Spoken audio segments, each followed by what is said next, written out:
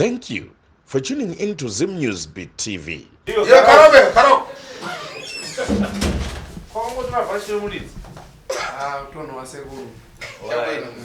Iwe. Mzukuru. Robert. Sekuru. Imva umve. Terera. Iwe unkara kuponi. Unogara kupi? Mwanzo makandira kuwa mari. Marang kwan? Kwa mare. Chadidi. Iwe ubwera kwadachita kokani. Iwe kuya kwakaita panapa.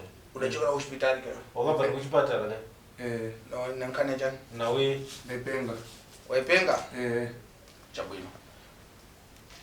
Unabwera unasungiwa kana. wakasungiwa. Cheni za kuzi. Cheni zako. Cheni jani ko? Cheni ne chifu. Ne anane cheni. Na jani? Ne Ki. Okay, imwe. Ndiye ndakumanga. Ndiye manga. Chadidi. Sumuza cheni yaje. Cheni ya ng'ombe. Cheni ya ng'ombe. Ndiye manga shua sekuru. Na kia chombo. Chobani. Atasungiwa mkoko na gumbo.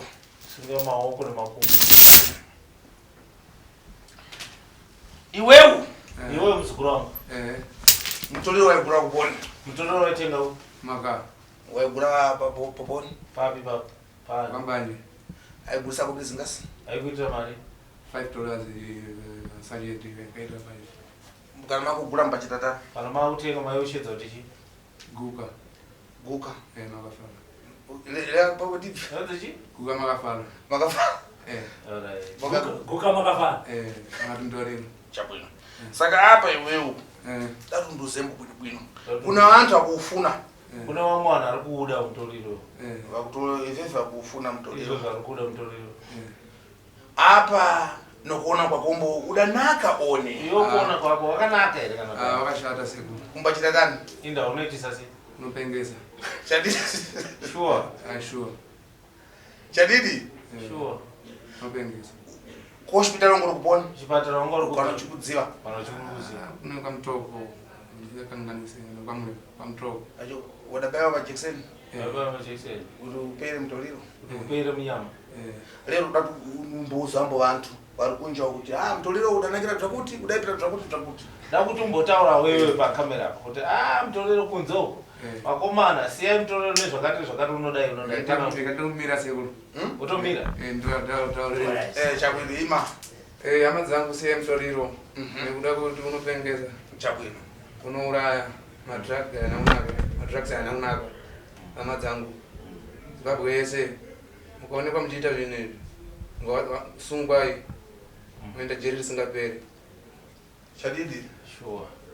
Chabwino. Zvakanaka musupa. Una mafala kuvunza mbo? Wakaya nani?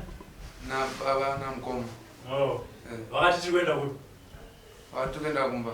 Ndikaona wapana. Saka pana pori kupi? Ndiri pamba. Pamba pani? Pasekuru. Sekurani? Kanengo. Uri kuwa mshonga? Ndikupiwa. Uri kuchika? Wangwa nemukadzi? Mukadzi nana akaenda. Akaenda? Akaenderei? Naudze kunetsa nawo. Naudze pamba. Dzekuteuriro? Ndikuda fodyawo. But naudze pamba dzekunetsa nawo ndakugarisira zvakanaka pamba. Idzodzo nemadhakwa vane mutoriro? Ndizvozvo. Saka munotanga sei mutoriro?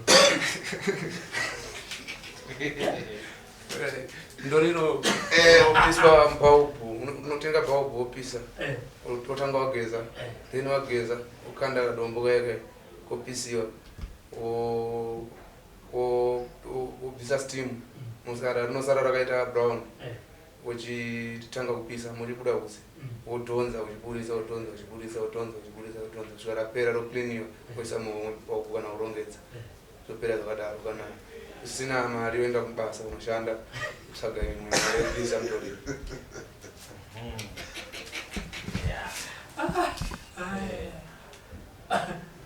Saka kana usina kubiri umbachitatani. Aurare. Unawo mtoliro? Aurare unoenda kutsvaga mari $5. Saka nawo uro unonga wakunzwa sei? Unonga wangonzwa bhovyo kuti unenge usada kurara. Unonga wangoita zvezvisi. Kana kuba kana kudii. Zvezvizvo unonga wangoita. Umabesa? Unoita kuti ube? Unoita kuti ube. Unokupa zvivindi? Unokupa zvivindi. Kupa ugone? Kurara urare? Urare. Andisina zvimwe zvekuwedzera zvekutapudza. Ndochokwadi. Government iri kureva kuti Siyani Mtoliro ukumbota nemafara kula. Anza amai wenyika.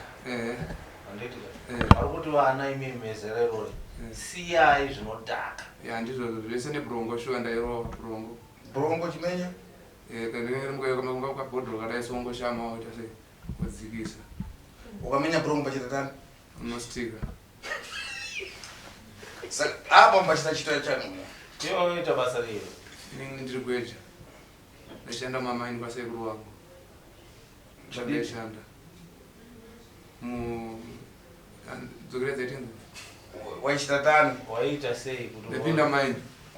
Mamaini anasekuru ane mamaini kumakava. Upinda maini mwewo saka dombo mbatiguriso pa makava pachumbo. Tengeswa papo ere dombo. Aiwa ipapo muklemu. Wainotenga. Enda mashopu unonzwa kambanje. So mashi kuna mwembo pomwe waipota nawo mashi. Waripo. Watatowanda. Ndiana. Mazita ani kunomapedza wakawanda. Ani kunokuita. Asi amwe mbavha pomwe. Anokuita zvese.